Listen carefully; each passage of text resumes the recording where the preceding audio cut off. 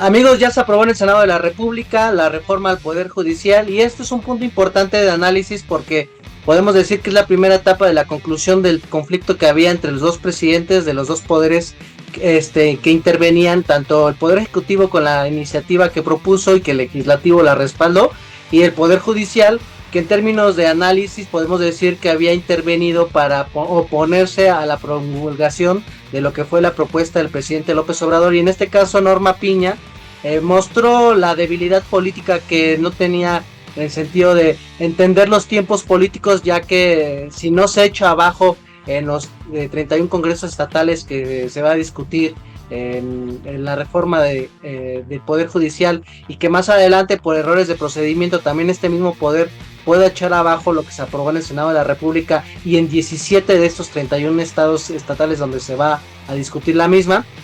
nos vamos a dar cuenta que Norma Piña cometió una serie de errores importantes en términos políticos para entender por qué de su derrota. Pues evidentemente el más obvio es de que estamos conscientes de la mayoría que obtuvo Morena y sus aliados, tanto en la Cámara de Diputados y Senadores. Es otro dato importante también a mencionar, la mayoría que tiene Morena en muchos congresos estatales, tiene mayoría en 19 y se requiere 17 congresos para la aprobación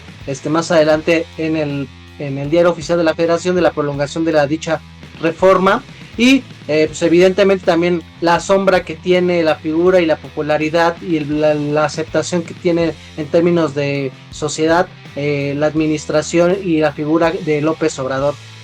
Y Norma Piña, pues evidentemente vimos que apenas hace unos días, no tiene más de una semana,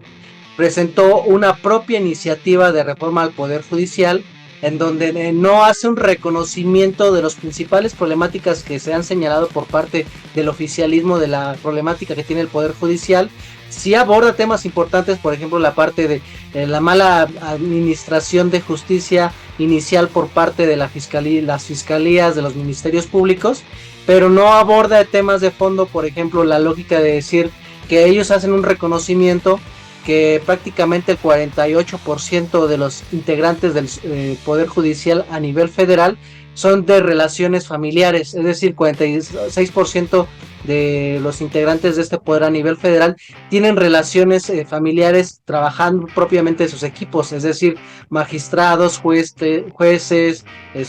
integrantes de las juntas, están conformados por amantes, hijos, tíos, sobrinos, esposos, suegros, y en ese sentido ahí perdieron la partida desde mi punto de vista discursiva, porque López Obrador les viene anunciando desde el 5 de febrero de este año la propuesta al Poder Judicial. Claudia Sheinbaum y los candidatos emanados de la coalición de la 4T han anunciado que dentro de lo que es su propuesta, el plan C en términos electorales, iba la reforma al Poder Judicial. Entonces llevas prácticamente una serie de meses teniendo avisos por parte del Ejecutivo, avisos por parte de los candidatos a ocupar los puestos de elección popular en el Senado y en la Cámara de Diputados, y avisos de la que va a ser la futura presidenta en unos cuantos días, pues de que se vienen cambios importantes en el Poder Judicial. Y vemos que Norma Piña, una semana antes de que se aprobara ya en el Senado de la República, presenta su propia reforma, no da de fondo detalles de poder argumentar que tiene un cambio radical a las estructuras de dominación de las élites corruptas que hay en este poder.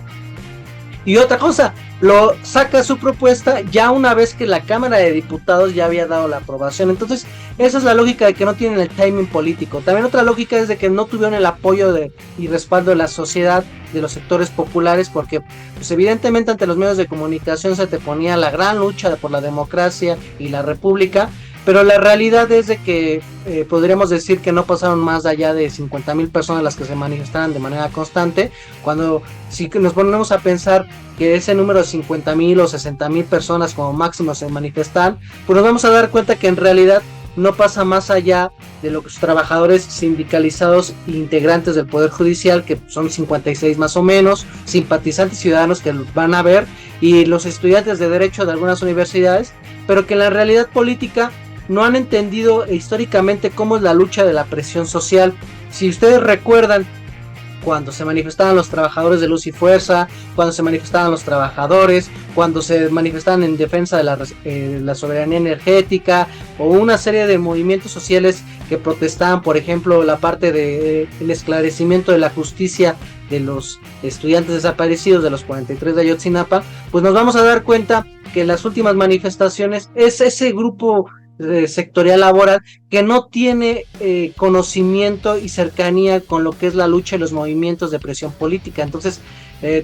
veíamos de que pues prácticamente ese alejamiento, lo que en su momento fue de los maestros, de los trabajadores sindicalistas, del ESME, ese alejamiento de los estudiantes que protestaban, y así un montón de sectores que en su momento llegaron a protestar por la defensa o en contra de las reformas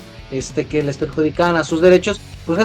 es una clara muestra de que los han dejado solos. O sea, porque incluso esa misma capacidad de movilización que en su momento la Marea Rosa llegó a mostrar como músculo electoral, que estaba aceitada por las maquinarias y la simpatía que se puede tener por el PRD, por el PRI y el PAN, no se vio reflejado en este nivel. Y en ese sentido, yo creo que se concluye esta etapa importante, Tocayo, de que si no hay un revés en el tribunal judicial, o no se logra la aprobación en los congresos estatales, la 4T, el proyecto López Obradorista, acaba por lo menos de manera simultánea de la desactivación de un posible operativo judicial para echar abajo las reformas obradoristas o perseguir a los líderes políticos de la 4T, porque una realidad política que lo hemos mencionado en este programa es de que en esta disputa por el poder político y la maquinaria del Estado, otros gobiernos con un tinte que podríamos decir que son de la lógica de izquierda o de izquierda, en su momento cuando han perdido el poder político ejecutivo o en el legislativo, son precisamente los aparatos judiciales los que empiezan la persecución y el desmembramiento. Es lo que le pasó a Brasil con la izquierda de Lula, es lo que le pasó a los Kirchner en Argentina, es lo que le pasó a Rafael Correa en Ecuador, es la disputa que ahorita están teniendo por el control del Estado en Bolivia por parte de lo que era el bloque social de Evo y ahora Lucho, peleados entre sí contra la derecha. Entonces, en ese sentido, creo que es un éxito político en el sentido de que la 4T se está asegurando tener hegemonía en el tercer poder que les faltaba, trata de desactivar querellas judiciales en contra de lo que es un proyecto transaccional que se llama López Obradorismo político, Tocayo. Así es, mi Tocayo. Yo creo que mencionas dos cosas muy importantes, y justo esto es lo que ha provocado que en este momento yo creo que Obrador pues esté políticamente hablando más fuerte que nunca, ¿no? O sea, ya comprobó muchísimas veces en la cuestión de movilidad social que él es el que tiene la mayor capacidad de hacer esto. La estructura orgánica es el que más tiene convocatoria, reflectores, el discurso y bueno, capacidad de movilizar agentes políticos dentro de Morena y fuera de Morena, ¿no? O sea, la pugna que tuvo contra la ministra Piña, yo creo que algo que dices es que no vio este timing político y pues se pasaban haciendo foros a nivel nacional, discutiendo en la academia, conformando a nivel político las alianzas con la derecha, pero muy tarde. O sea, se quiere sentar a negociar Norma Piña cuando ya le pasó toda la maquinaria electoral encima a la oposición, cuando ya está más que cantado. Hace unos días antes de la votación en el Senado ya estaba más que cantado de que tenían básicamente la mayoría calificada y que solo faltaba una y que esa lo iban a conseguir sí o sí, y ya se quiere sentar a negociar, ya dio sus propuestas de 66 puntos que modificaban esa reforma, y sí tocó cosas interesantes, ¿no? Por ejemplo, habló de mejorar la capacidad de los policías, mejorar sus condiciones, mejorar y reestructurar los ministerios públicos, que efectivamente se tiene que hacer, ¿no? Que eso hubiera sido una mejor reforma todavía, pero no lo hizo con una intención de reformar, porque primero no puede, no tiene no está en el poder correcto para hacerlo, no hay un interés real de querer mejorar las condiciones judiciales, sino de quererse salvar, ¿no? Básicamente de negociar un poco la reforma, pero pues estaba más que cantado que eso no iba a pasar. Buscó la paz muy tarde, para mi punto de vista, y pues bueno, también la oposición se vio muy mal, ¿no? Yo creo que algo a rescatar aquí, mi Tocayo, es que la oposición se descaró completamente, ¿no? El PRI dijo no, ven cómo somos los buenos, nosotros no volteamos bandera, y pues el PAN peleándose entre ellos, Yunes Márquez votando a favor de la reforma, y pues bueno, sabemos que eso iba a pasar, y pues que muchas cuestiones de los partidos que están ahora en el poder y que estuvieron anteriormente, pues no responden a una línea ideológica clara, no responden a los intereses siempre de los trabajadores, ¿no? Sino a pugnas por el poder, y la pugna entre el poder,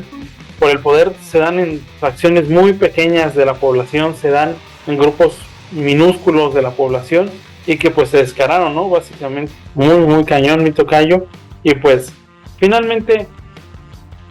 también vimos que el Poder Judicial pues no era esto de apolítico, ¿no? Que les gustaba decir mucho. Vimos cómo movilizaron a los trabajadores, ten por seguro que bajo coacción, y cómo usaron estas bases trabajadores para intentar impedir, ¿no? Y también sus lazos con la facción más conservadora del ala académica, que son, por ejemplo, los compañeros de derecho, pues que se movilizaron, ¿no? Entonces movilizaron su frente social, su frente político, su frente académico, y ni aún así les ayudó, les pasó la barredora Obrador por encima. Ya hay reforma judicial, yo creo que es insuficiente, podría haber mejorado mucho más la reforma judicial, pero ojo, acá no estamos hablando de un tema judicial, sino de uno político, mi tocayo. Entonces, efectivamente, pues, aunque intentaron sabotear la elección en el recinto, aunque intentaron asegurar por todos los votos posibles que no tuvieran mayoría calificada, la verdad es que les pasó la barredora Obrador, y pues ya, no hay más que hacer. Obrador se está coronando como un ajedrecista político, y que básicamente va a salir de este poder ejecutivo con toda la vara alta, con todas las medallas que se quiso poner, y de acá en adelante pues no le va a tocar otra cosa al Poder Judicial más que acoplarse a la reforma. Ya no va a poder hacer mucho, ni políticamente hablando, ni legalmente hablando. Entonces pues estaremos viendo cómo se desenvuelve esa nueva dinámica ya en el gobierno de Claudia Sheinbaum, que va a ser los primeros frutos reales de la cuarta transformación, mi tocayo. Sí, vamos a seguir hablando también de los otros temas importantes, sobre todo la parte de las negociaciones que tuvieron que llevar a cabo para poder llevar adelante esta reforma. Lo mencionaste muy bien, negociar con uno de los actores políticos más turbios que puede haber en el sistema político mexicano, que son los Yunes. La parte del señalamiento que dicen que hubo detención de uno de los senadores de Movimiento Ciudadano en Campeche, pero vamos a tener que discutirlo en otra edición de Vínculo Político. Por favor, los invitamos a que nos dejen sus comentarios, que si les ha gustado este programa lo puedan compartir en sus redes sociales, y sobre todo nos puedan esperar en otra edición de Vínculo Político para seguir hablando de los temas más importantes de cada semana.